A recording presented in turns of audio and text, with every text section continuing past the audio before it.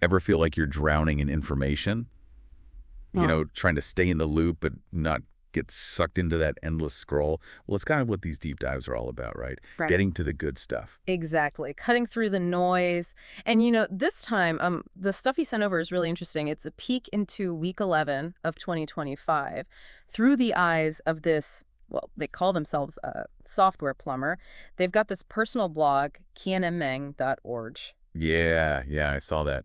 But it's more than just tech talk, right? I mean, they're tracking all kinds of stuff. Yeah. Health, food, coding projects. Mhm. They even talk about their fish tanks. It's like a super detailed journal, but, out there for everyone to see. So what we're going to do today is kind of go through this week, see what this person was up to. They're obviously into self-improvement, trying different things. Maybe we'll find some nuggets of wisdom, things that'll click with our listeners. Okay, sounds good. Let's start with the health stuff. Looks like they're really focused on improving their long-term health, which, I mean, who isn't these days? Yeah, definitely a hot topic. And they're pretty methodical about it, like with sleep. They were shooting for 7 hours a night, ended up averaging a bit less, 6.71 hours. But what's interesting is they mentioned the heat wave messing with their sleep quality. Oh, yeah, I saw that. It's crazy how much the environment can impact sleep. We don't always think about it. For sure. And get this, they noticed that when they went to bed earlier, their gut health was better. Makes you wonder, right? Totally. Like, is some connection there? Maybe something about our body clocks and how they affect digestion? I don't know, but it's fascinating. It is. And the blog doesn't really dig into the why, but it definitely makes you think, oh, and then there's a whole pillow situation. They got a new one, but it turns out it's better as a bolster. They still prefer the old one for sleeping. Uh-huh. Classic. Yeah. Sometimes the new stuff just doesn't beat the tried and true. All right, what about physical activity? It looks like they wanted to hit 5,500 steps a day. Right. But the average for the week was a bit lower, around 4832. But remember, they were painting the front of their house. That's going to count for something. Oh, yeah, for sure. Painting is no joke. Yeah. And they even say that doing these lighter activities like walking, gardening, even the painting, it seemed to help their digestion. Interesting, right? Ties back into that whole gut health thing. It seems like they're really paying attention to how different things impact their overall well-being. Pretty intuitive. Yeah, I like that.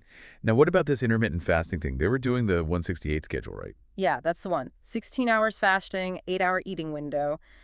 But it sounds like they weren't super strict with the timing. Sometimes brunch was late, sometimes dinner was late, and yet their weight stayed pretty stable. Yeah, it did. Averaged 67.86 kilograms, with the highest and lowest being less than a kilogram apart. Pretty impressive, right? Given the variation in the fasting schedule, it makes you wonder if maybe the exact timing isn't as crucial as just being consistent overall. Maybe it's more about the total calories or what you eat during those eating windows. That's a good point.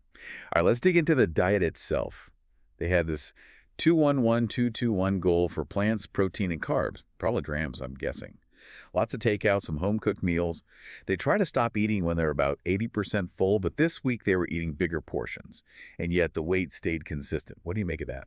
It just goes to show how complicated weight management can be. You've got the calories, the meal timing, the types of food, even stress levels can play a role. It's super interesting that they ate more this week but didn't see a jump in their weight. It really is. Yeah. And then there's their workout, 6 to 7 minutes, mainly house painting and those light walks.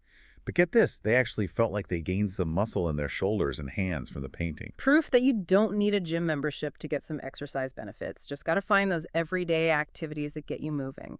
Now, how about meditation? Looks like they've got a solid routine going. Yeah, they're doing 3 sets of sitting meditation, 10 breaths each when they wake up, after meals, and before bed. They also do a few minutes of walking meditation, like while they're raking leaves or something. They even mentioned feeling pretty stoic, despite the heat and humidity.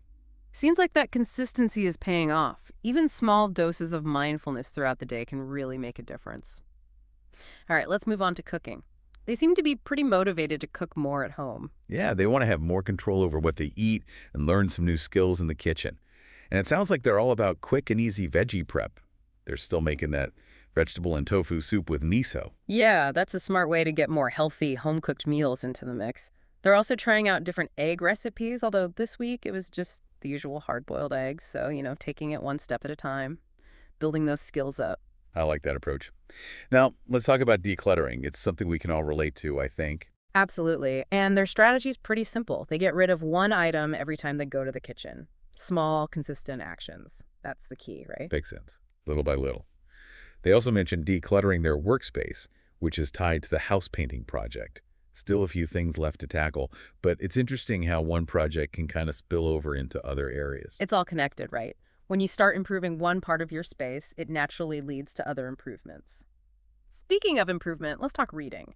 They're trying to improve their writing, be more mindful about what they read, and just support their mental health. Yeah, and they were reading guidelines for controlling blood pressure, blood sugar, and blood lipids, clearly taking a proactive approach to their health. What's cool is they also set aside a little time every day just to browse books, not even necessarily reading them cover to cover, just 5–10 minutes of browsing. And they picked up that technical book they've been meaning to read since January. Even if they only skimmed a few pages, they're aiming to finish it this month. It's something we all struggle with, right? Finding the time to read with everything else going on. Oh, yeah, big time. All right, let's switch gears to their professional life, the coding. They seem to really enjoy the whole process of building stuff, learning new tech, and contributing to those flawless communities. Free and open source software for anyone who's not familiar. Exactly. And they're doing that through daily PR contributions, that's pull request. Basically, a way for developers to suggest changes to open source projects. So they're fixing typos, updating something called CI for Elixir 1.18. CI is usually continuous integration, a way to automatically test code and keep things running smoothly. Makes sense. They also have some fun coding projects going on, like refactoring a Python project. And this is interesting. They used an AI chatbot to help fix some broken tests in a Go project. Can you explain that a bit? Like, how does an AI fix broken tests? Is it like having a digital coding buddy that spots errors? Right. That's a good way to put it. The chatbot probably looked at the error messages and the code itself and then suggested potential fixes or areas to look at. It can really speed things up.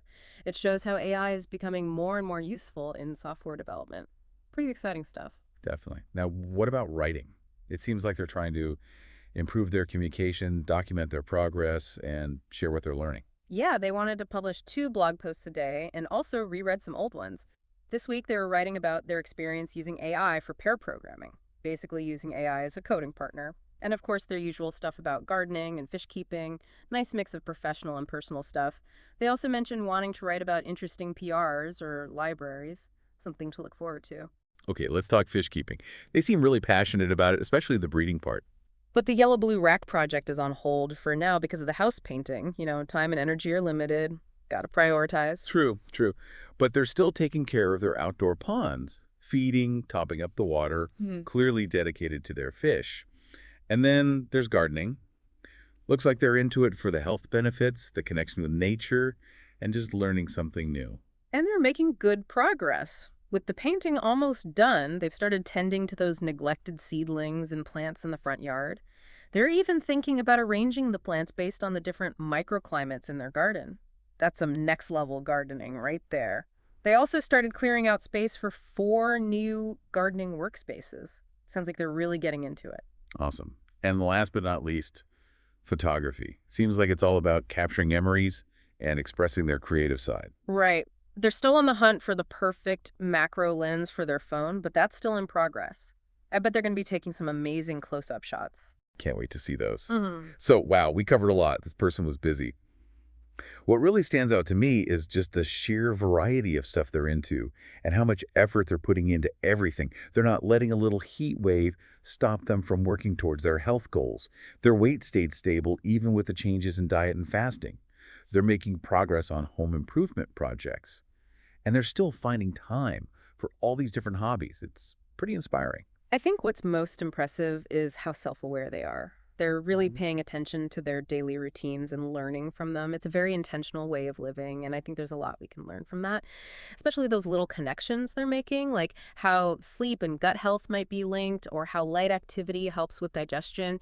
Even that thing about getting a workout from painting and that whole thing with using AI for coding, that's definitely a sign of the times. Technology is changing everything. Yeah, it's pretty mind-blowing. So to our listeners out there, if you're trying to stay informed without getting overwhelmed, this deep dive shows you how someone's actually putting in the work, trying to improve themselves in all these different areas.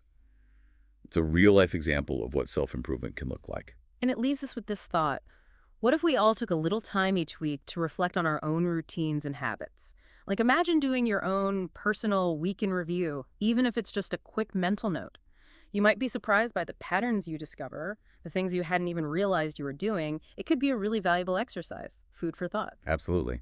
Thanks for joining us for this deep dive. Until next time.